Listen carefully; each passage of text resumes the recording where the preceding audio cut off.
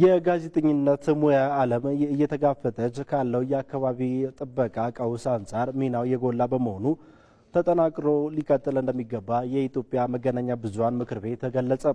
የዓለም የፕሬስ ነጻነት ቀን በአገር አቀፍ ደረጃ ጋዜጠኝነት በአካባቢ ጥበቃ ቀውስ ውስጥ በሚል መሪ ሀሳብ ተከብሯል።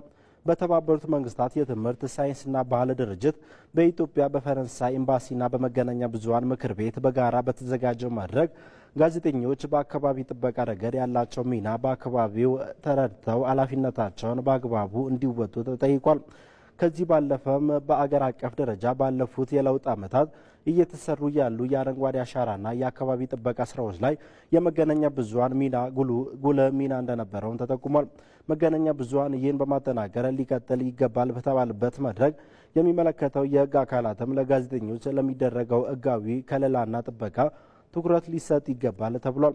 በዚህም በአግባቡ መንግስት የመገናኛ ብዙሃን ስነ ምህዳር፣ የፕሬስ ነጻነት እንዲሁም ጋዜጠኛው ይበልጥ ሙያውንም ያከበረ ስነ ምግባርን እየጠበቀ ጋዜጠኞች ከስጋትና ከሰብአዊ መብት ጥሰቶች ነጻ በሆነ የሚሰሩበት ምህዳር እንዲኖር መንግስት ለዘርፉ ትኩረት ሊሰጥ ይገባል ተብሏል።